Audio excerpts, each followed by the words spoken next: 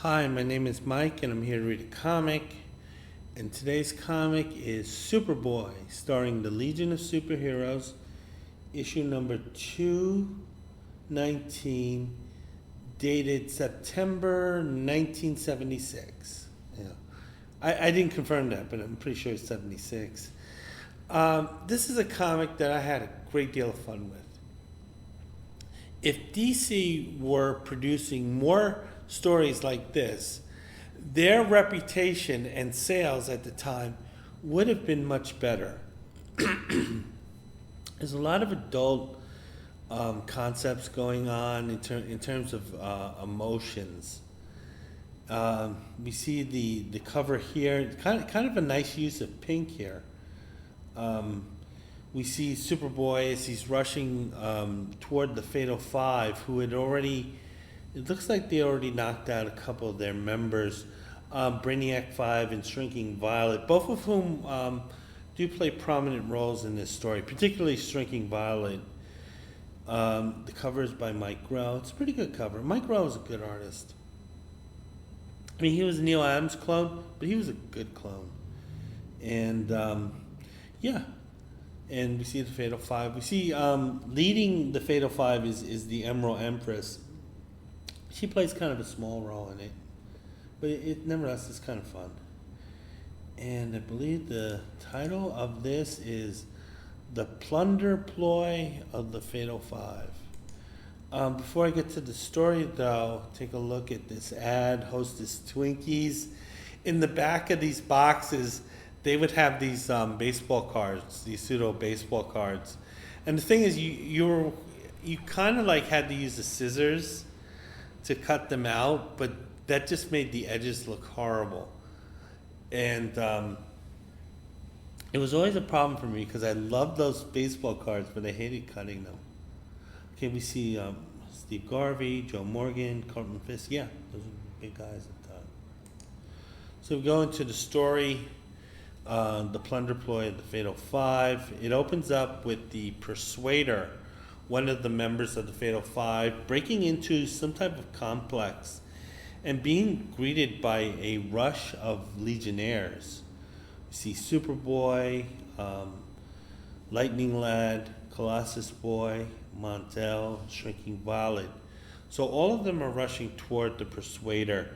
The Persuader's a little surprised by this, not frightened. This guy's not frightened, but he's a little surprised because he didn't expect this type of greeting as he's breaking into this place. Anyway, we can see the creative team. Mike Grell's the artist, does a really good job here. It's written by Jim Shooter, but it's from a suggestion by another individual. I won't be able to pronounce this name.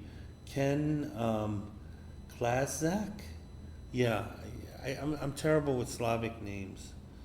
But nevertheless, this definitely, there's a lot more nuance and complexity in this story than in virtually no DC comic books at the time, except for maybe some of those Batmans by, definitely those Batmans by Steve Englehart and Marshall Rogers. Okay, so the Persuader, he sees the heroes rushing toward him. He takes a swing, just like Reggie Jackson would. However, his axe, his atomic axe, that's his big weapon. It goes right through the heroes. So it turns out that he gets a report from Thark. Thark is, if I'm pronouncing it correctly, he's the leader of the Fatal Five. He's telling the Persuader that those are just holograms. And, they're just there to scare intruders, but, you don't have to worry about them. It turns out that the passageway that the Persuader is going through is getting smaller and smaller. And it turns out, we're told that he's currently on the planet that Shrinking Violet came from, and that's Maskey. I think that's what they call it. Anyway, so the Persuader is on the planet with shrinking people. The Persuader, he's going as far as he can. It turns out that whatever they have of importance, the population has shrunk down to kind of hide it. And the Persuader breaks out of the passageway that he's going through, and he sees what he was intending to go to, and that's this factory on the planet. And whatever this factory produces, Thorak wants really badly. So we cut to a scene, and we see Shrinking Violet, and she's with her boyfriend, which is Duplicate Boy. Duplicate Boy, he can't become a member of the Legion because they have this rule where no two members can have the exact same power, even though clearly they've sort of kind of broken that rule multiple times. But that was the excuse to kind of keep the variety and to keep the members down. So anyway, Shrinking Violet and Duplicate Boy, they're talking here. Shrinking Violet's kind of relaxing on this kind of reclining chair. Duplicate Boy, he's putting on his boots, which meant that, he didn't have his boots on. He probably didn't have something else on. So I'm thinking this is probably as close as they can get to, hey, these two had sex. So, and that's somewhat confirmed by what we see here, because they're both leaving a hotel. So if you do the math, these two were having some McLovin. But for whatever reason, Duplicate Boy seems eager to leave. He really wants to go for some reason, and this is kind of throwing Shrinking Violet off. She notices his mood is very grim. And then what we see here, and again, this is some nuance that I like, is that they're clearly heading toward Valis and the Persuader. Valis is the second member of the Fatal Five. He's the most powerful member in terms of sheer physicality. But the thing is that he's virtually mindless, and he's basically Thark's slave. But nevertheless, he's there to act as a bodyguard. Now this is a part I really enjoyed. The Persuader feels insulted that he was assigned a bodyguard. He says that he's on a planet that has toy buildings and shrinking people, and you think, and my boss thinks I need a bodyguard against this. Are you effing kidding me? Again, this is great characterization. I wish DC had done more of this at the time. So anyway, Duplicate Lad, he encounters the Persuader. He duplicates Superboy's power. So he's able to belt the Persuader. The Persuader is still a superpowered being. I think it was explained because I guess the power of the axe that he has, it does also kind of confer power into him personally. Or it could be that he's really the only guy strong enough one of the few guys strong enough to handle that axe. Anyway, Duplicate Boy, one problem is on the floor. The other problem is going to be much more difficult. He attempts to actually try to match Valis's power. So the idea is that he knows even if he goes up against Valis as Superboy, he's going to be at a disadvantage. But the problem is that Valis is so powerful that it's causing a feedback in Duplicate Boy's body. So as he's trying to duplicate Valis's strength and his power, it's too much for him to handle. So he's currently disoriented at the moment, and his head is spinning. And meanwhile, the Persuader is getting up. And then in a really brutal move, he just bashes the guy in the back of the head. This is horrible, man. This Persuader guy, he just has no conscience whatsoever. So he leaves Duplicate Boy. He's clearly bleeding. They had to be careful about what they showed, but from this inking, he's clearly he's bleeding. The Persuader, as far as he's concerned, this issue is over with. He activates the teleporter. So both Valis and the Persuader, they're being teleported out of that area. It turns out another figure is flying in. It turns out to be Shrinking Violet, who sees her boyfriend just literally murdered in front of her, and he's alive, but he's just barely alive. So we go back to the Fatal Five. They're transported back. Valis and the Persuader, they're transported back to their headquarters here. There's some interesting banter here, and it continues where Manos is kind of making fun at the Persuader, saying that, dude, you went to a lot of work where I could have just as easily have done more damage with, not even a pinky's level worth of effort. The Persuader is telling him to shut up. He doesn't want to hear his crap. He felt that the mission was kind of like, a bummer to begin with. They were transported back by the Emerald Empress's eye. She has a powerful device. It's sort of like an orb, and it sort of acts the same way that Doctor Strange's amulet works. She's a very formidable opponent, though. She's former royalty that was kicked out for being a real bitch. And then we have Thark. Thark is the scientist.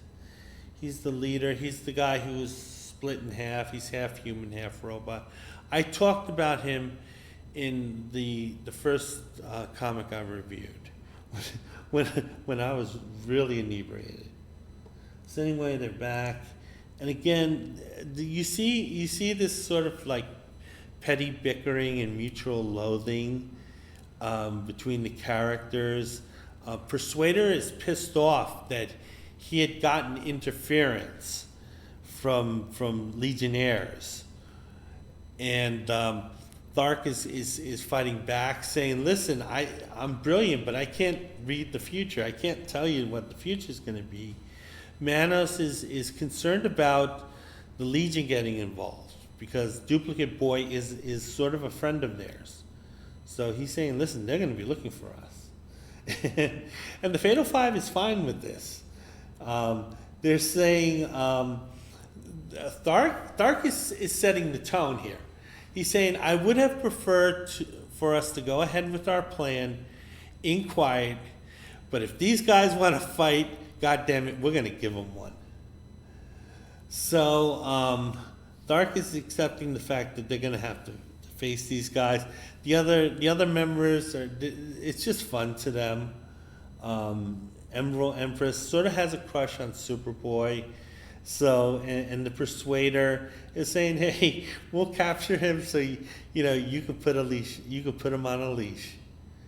So anyway, we go back to the Legionnaires. Duplicate Lad, he was taken to their headquarters. Brainiac 5 is overlooking his recovery and what they can do medically. He's their doctor, basically. And we see, again, some really beautifully drawn artwork of Shrinking Violet, just totally upset, crying. She sort of has a kind of a Jacqueline Smith look to her. So she's crying her eyes. Her boyfriend, she doesn't know whether this guy's going to live or die. The three members of the Legion who are looking at this is Superboy, Brainiac 5, who's there, and Colossus Boy. Colossus Boy is very angry. he had grown very close to Shrinking Violet. It turns out it was closer than he probably thought, or most people thought. He's really angry that the Fatal Five is out there, and their friend is dying, and our other friend is upset.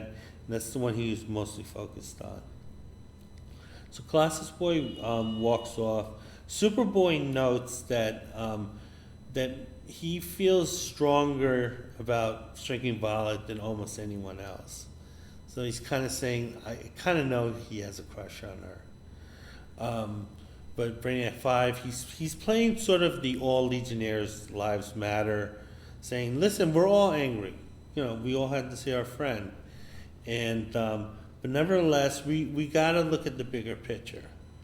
And that's stopping the Fatal Five, because he's talking about the factory that they had stolen from that planet. Apparently has some really cutting edge, state-of-the-art technology, and in the hands of someone as brilliant as Stark, this could be a bad thing for the universe. So we go to part 2. So all the introductions were done in Act 1. So this is basically Act 2, Trail to Chaos. We see the members here. They're in their spacecraft. They're trying to track down the Fatal Five so they can bring the Persuader to justice.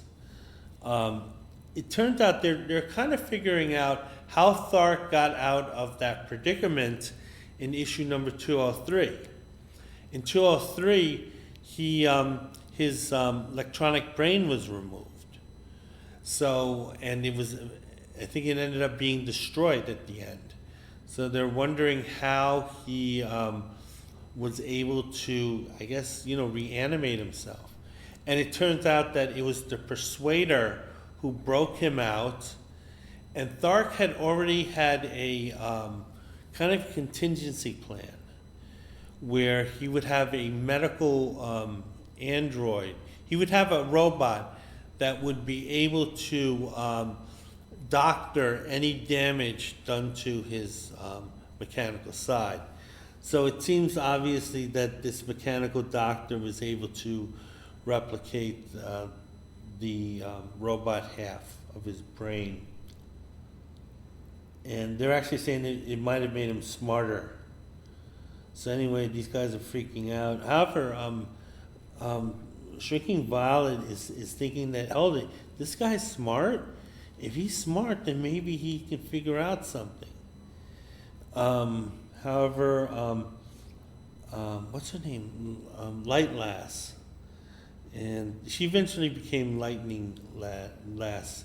But anyway, Light Lass, who, I'm trying to think, Catherine Ross maybe, kind of that look. So she's contacting Brainiac 5, saying that they tracked down where the Fatal Five are. So anyway, Brainiac is going to that location, and he gives the coordinates. He tells everyone, go to battle stations. And we see a design of what was, I guess, the Legionnaire's space cruiser. And obviously this is 76, so Star Trek was the aesthetic. And if you look at Dave Cockrum's Superboys from that era, you can definitely see that Star Trek was the aesthetic that he looked to. Eventually, because of the popularity of Star Wars was the aesthetic for what space should look like. But we see the cruiser here, kind of explaining some of the way it's designed. It's really nicely drawn, nicely designed too. So anyway, they come across a spaceship speeding past them. It turns out that's the Fatal Five. So they're going to lock blasters on them. However, before Brainiac can fire the missiles or the torpedoes, Shrinking Violet stops him. And because of that delay in his hand being free, Brainiac 5 couldn't fire the missiles, so they got away. Shrinking Violet's all upset. She goes to Colossal Boy for comfort, and he's there wanting to comfort her. So he has her. He's not letting her go. Brainiac. The other Legionnaires, Light Last, says, "Listen, we don't have the horses to go after them. Their ship is faster than ours, you know." And Brainiac 5 is kind of barking at Shrinking Violet, saying, "We had him in our sights. Why did you interfere?" It's strange. I don't know. The Legion has a strong "do not kill" policy. So I mean, you have to assume that either Brainiac knew what to fire just to get them to stop, but I'm not quite sure. Maybe they were looking to murk them. So anyway, what's going on? Shrinking Violet's explaining that, hey, maybe Thark can figure out how to help Duplicate Lad, since you can't. And Brainiac 5 probably a little pissed off at Shrinking Violet for questioning his intelligence, saying that this is a pipe dream, that Thark is brilliant, but he's also a snake. So you have no reason to trust him in what you do. Shrinking Violet realizes that she acted rashly. She feels terrible about it. Colossal Lad, he's there with the terms of endearment, calling her doll, saying, "Hey baby, if you need a shoulder to cry on or need a bounce on, I'm here for you." So anyway, before I go to the story, take a look at one of the ads. And it's for the Rolling Stones. And I like the Stones, but I was never a huge know-it-all fan. So sometimes I wouldn't remember the names of the albums. I think Tattoo You was the only album name I remember. I do remember around this time, in the late 70s, there was a big push to foist the Rolling Stones on the public. I remember there used to be commercials for, get the Rolling Stones' greatest hits, mail order, order, all their albums. And they're even advertising in comic books. So I don't know what's going on here. Mick's a pretty smart guy, so I'm sure it's financial. It's kind of an okay picture. Now this is a good drawing because it does look like them. Okay, so we'll go back to the story. We see the this SS Legion Enterprise. They're flying off to other coordinates. It turns out that Valis is kind of freelancing here, and he's tearing a planet apart. And apparently Valis in this issue can speak. So the intelligence of Valis sort of changed in this comic. Because prior to this, he was always portrayed as just completely brainless and just a puppet of Thark. But here, Valis actually does have some intelligence, although it's very low-level intelligence, sort of like a 5-year-old, or actually probably a 4-year-old. So nevertheless, Valis is warning the people, just leave me alone and let me do what I have to do. And Valis is powerful enough to actually take probably a nice little chunk out of this planet. But they don't know why he did that. So we go to part 3, which is Act 3. This is where the members are at their lowest point here. And this is where they start to climb out of that hole. We see Saturn Girl, beautifully drawn here. She kind of has a little bit of Farah and a little bit of Goldie Hawn in her.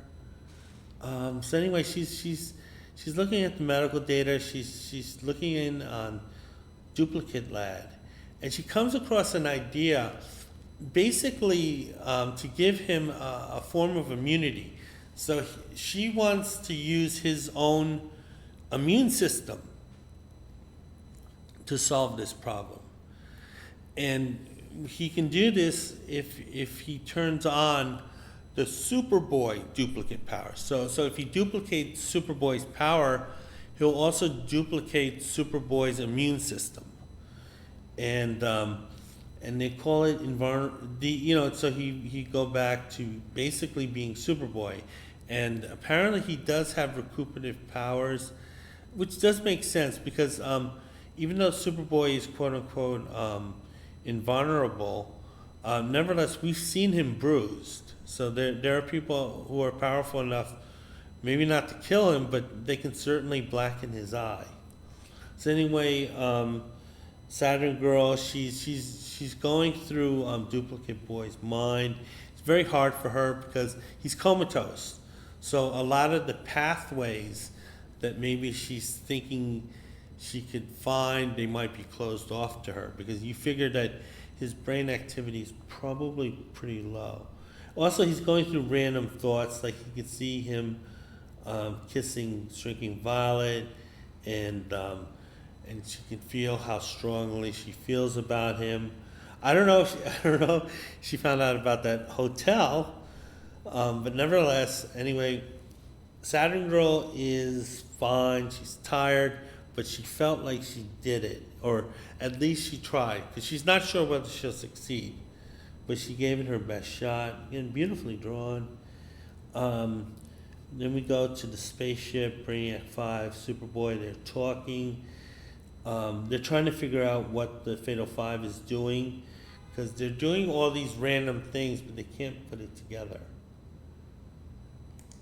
Okay, before we go back to the story, take a look at one in-house ad. Two in-house ads, actually. One is for the Treasure Edition of Superboy and the Legion of Superheroes.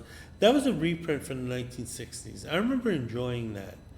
But I was a little disappointed that it wasn't like a then current, adventure, a new adventure. They did that later on when they had Lightning Lad and Saturn Girl, when they got married. They did it in that treasury, and it was a really nice treasury. And we see another one, Superman versus the Flash. Who's the fastest?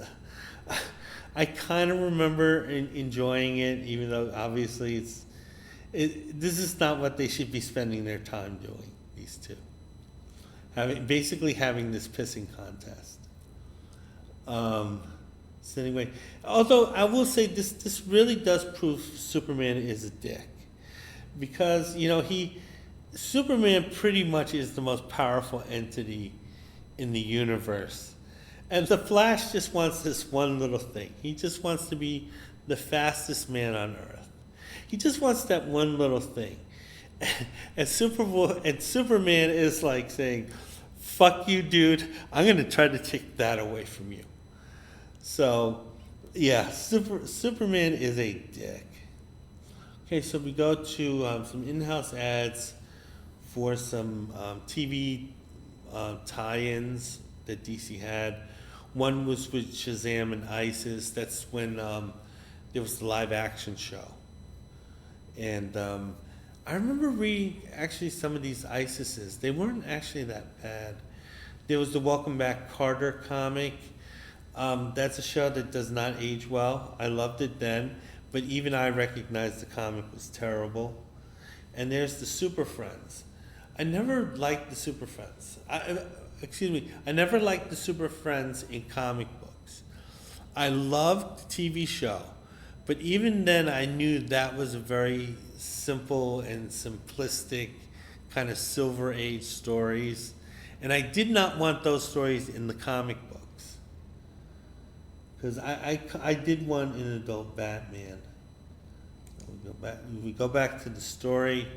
Again, the Legion's kind of confused about what's going on because they're taking a chunk out of another planet. And honestly, at this point, I don't know what logic they came up with. And I don't think anyone cares.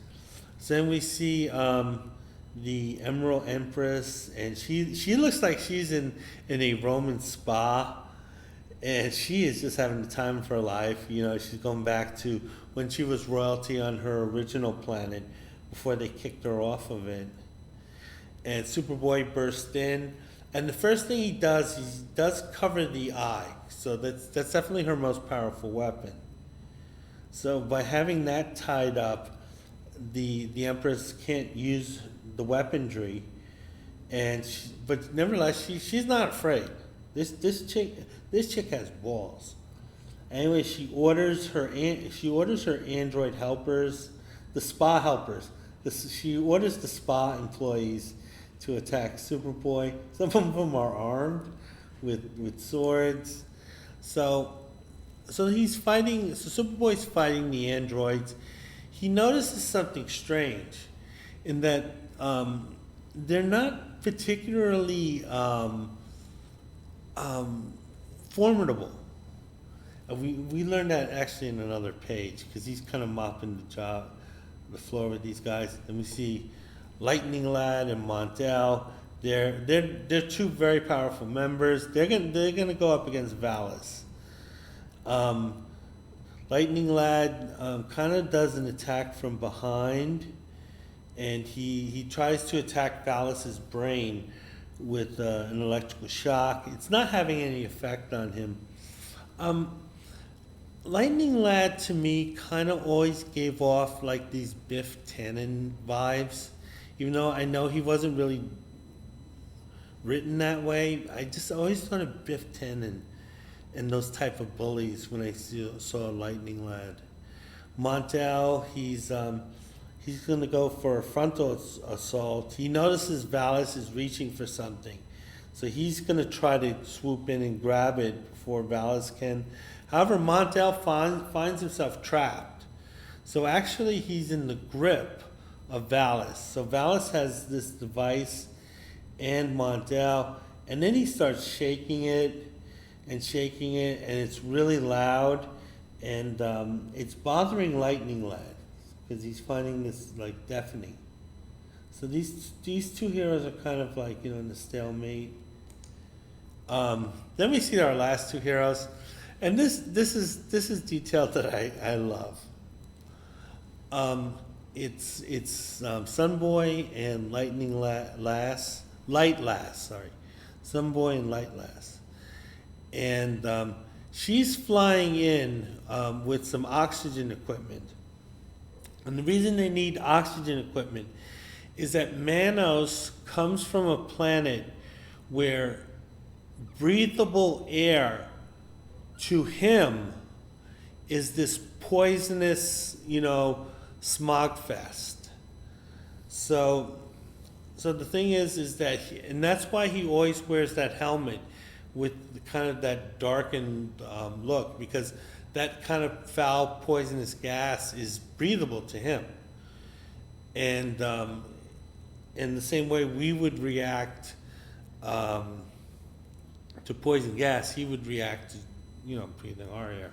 Same way, you kind of get the idea. Manos has the one of the things I did like before I go there is that Sunboy was just standing around in the dome. So this is sort of Manos's little spa, but Sunboy was able to sort of hang out just outside it, which I thought was interesting. I would think that there would be some defenses, but no, just kind of hanging out at the entrance.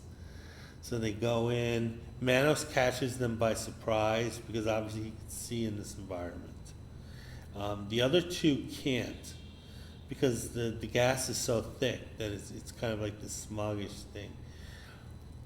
Light Lash, she sees Manos' face, and apparently it's really horrible to humans. And that's another thing, they never show his face, because apparently they say, oh, it's so horrible, it's unbelievably horrible, but they never actually want to show it to the viewer. And then we see the last team. It's the Persuader. He's on a yacht, and Colossal Boy and Shrinking Violet, they're going for him. So The Persuader sees these two coming, and he's heading for a deck gun. So there's this large kind of like harpoon type gun on the deck, and it turns out to be a huge steel net. So the net enmeshes Colossus Boy because he's so huge. He's in it. Shrinking Violet can get out of the net by shrinking. So she's in her shrunken form. She's going to go after the Persuader. Colossus Boy is saying, no, don't do it. It's too dangerous. The Persuader, he doesn't care about this drama going on between the two of them. He's going to murk Colossal Boy right here. He's making it clear, buddy, you're gone. However, Shrinking Violet, she reappears in normal form to interfere with the Persuader, so he can't swing his axe. And basically he's saying, oh no, I'll just kill you first and then I'll murk your friend. And this enrages Colossal Boy, and he breaks out of the steel net just out of sheer, anger, righteous anger that the woman that he cares so much about is being threatened. The Persuader's knocked out. Shrinking Violet, just kind of looks to Colossal Boy for comfort that the man who harmed her boyfriend is going to be imprisoned, and the guy who hopes the boyfriend dies so he can swoop in and be the girlfriend, he's right there with the shoulder, using again terms of endearment like easy baby. You think I'd let him hurt my little flower girl? So I hate that. I never use terms of endearment, and when I hear people use them, it sounds so weird to me. So anyway, going back to the story, they're trying to figure out what the Persuader was doing. They look in the cargo bay, and they just see a bunch of exotic fish. And it turns out that this particular planet is known for its fishing. So they actually kind of are a little surprised that he was just fishing. He was just doing this ordinary hobby. He's totally decked out in his costume and stuff, but nevertheless, he's relaxing. Then we go back to Montel and Lightning Lad. It's going on. Lightning Lad has had enough, so he breaks the device that Valis is holding. And it turns out to be a rattle. So that was just one of those big rattlers that you give to kids. And it turns out that Valis is very upset over this, that his toy has been broken. The two Legionnaires, they figure out that Valis wasn't doing anything malicious. He was just playing. And they figured that, hey, he's sad now, but we don't want him angry. So let's just sort of try to entertain him, and he can play with us. So anyway, those two, they just keep Valis company. Going back, we see Superboy again facing these androids. He's pointing out that these androids aren't particularly good fighters, and some of them definitely are just pleasure models. But nevertheless, they're able to occupy his time so that the Emerald Empress can try to free her eye from Superboy's cape, because the eye still hasn't burst out of the cape yet. Superboy sees this. He grabs the Emerald Empress, and he just gives her a bear hug, and it's strong enough to sort of knock the wind out of her. She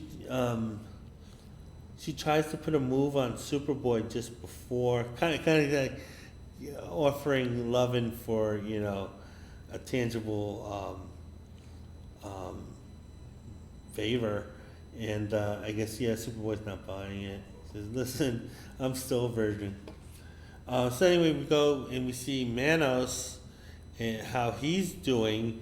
And it turned out that when he clocked Sunboy in the back of the head, he kind of didn't take Light Last seriously. that turned out to be a mistake because she uses her powers to change his weight. So suddenly he's kind of weightless, and he doesn't understand what's going on, as he's as gravity isn't holding him down. Before we go back to the story, take a look at this public service announcement. It's about hitchhiking, and it's about hitchhiking, the dangers of hitchhiking. Turns out some guys stole the car, and they picked up a young hitchhiker. Superman sees this. He also sees a police car chasing that car. So he immediately swoops in. He picks up the car, gets it out of commission. He's Superman. They're not going anywhere. It turns out the police said that this car was reported stolen by these two. So there were two guys there who stole the car, and they picked up a younger hitchhiker, a male hitchhiker. So I mean, if you have really bad thoughts, you can kind of figure out where this might be going. However, Superman is just saying, listen, you could have been held as an accomplice to that theft. So you're kind of lucky that police officer believed that you were picked up. And Superman's also saying, listen, what if that person was drunk, or someone who is like a quote bad driver, and someone who's reckless and stuff like that? You would face the consequences that way. It's a good public service ad. Again, Neil Adams artwork, can't go wrong. Take a look at another ad. We see one for The Amazing World of DC Comics. I think that was their version of Boom. I think I do have a couple of those issues. This one is focused on the Legion and a few other their heroes. I was never really a big fan of these like fandom like Boom or these Amazing World of DC Comics. This is one well written. See another ad for some comic books, some issues number 1. I'm assuming these were direct sales comics, and the person who got them over-ordered, and they were desperately trying to get rid of these things. So they actually took out ads saying that, hey, if you buy set B, we'll send you this comic, this comic, this comic, this comic, which, if there were comics you had now, it would be great, but back then these were like, ugh, who wants that? Claw number 1, really? So then we go back to the story. Manos, who was levitating because he was made lightless, suddenly Light turned off her power. He falls, he hits the floor like a rock. He's really pissed off, calls her a deceitful little snip, and a little bit of sexism here. It turns out that Light Lass, who is trained by a karate expert, because remember they had Karate Kid in this version of the Legion. Karate Kid, who actually did make DC money because of the films. She knocks out Manos just using her purse rather than, going hand to hand. I guess it's faster for the artist to draw too. Then we see Thoric. He's working on some type of project. He's very proud of himself because he says that he's almost finished with his greatest creation. But before that happens, 2 members of the Legionnaires burst in. One is Ultra Boy, the other is Brainiac 5. Ultra Boy has, quote, flash vision, which is sort of what Superboy has. I think it can be used a little more destructively. I think that was the difference. So anyway, Thark is beside himself because the thing that he was working on and he was calling his greatest creation was just destroyed in front of him. Neither Ultra Boy or Brainiac 5, they're not really reading the room here, because these two are treating it like it's a normal wrap up. Okay, guy, you know you lost. Let's go.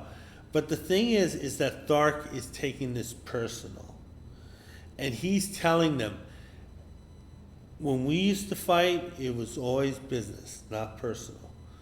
Just like what Tom said to Sonny. But he said, next time it's personal. This is personal. You ruined my life, and he takes off. He has kind of a platform that can fly. So he's using his escape route to get out of the area.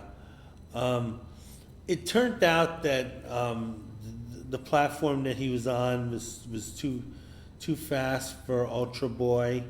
So there were some conflicts with his powers, so he couldn't fully stop him. Lightning Lad and Montel, they report that Valis is gone too. So those two escaped, but it turned out the other members of the Fatal Five were captured. So they got 3 out of the 5. And the thing is, they got the Persuader, who is the guy who started all this drama in the first place. So anyway, they're trying to figure out again what they were planning on doing. And it turned out that they were going to put a plan into place after they had some relaxed time. So basically they figured out that these guys were on vacation. The Persuader, he was out there fishing. Manos, he was in his hellhole, day spa in that dome. The Emerald Empress, she was like being pampered. Like, again, she was in a Roman spa. So that turns out to be the deal. And it turns out the microcircuitry that was stolen in the first place, it was to be used by Thark to sort of to put a kind of a more human-looking facade on his robot side. So it was something that would have allowed him to kind of look like a human and to be more human than he was right now, because he's just totally split in half. The other guys are kind of they kind of feel bad about Thark, saying that, hey, maybe Ultra Boy, he acted too rashly. He ended up destroying something that maybe we should have let go, because this is of such, important, to him as a human being. I think they're giving Thark too much credit. He just would have been a happier criminal. And so, yeah. I don't mind Thark losing his shit and kind of, quote, remaining a freak, as Superboy says. Lightning Lad, he's getting a telepathic message from Saturn Girl. The two got married, so obviously their link is going to be stronger than anyone else. Duplicate Boy, he made a recovery. He was able to turn on the Superboy powers, get the Superboy immunity, and he kind of healed himself. So Shrinking Valis, she's very happy about this. Her boyfriend's going to be back.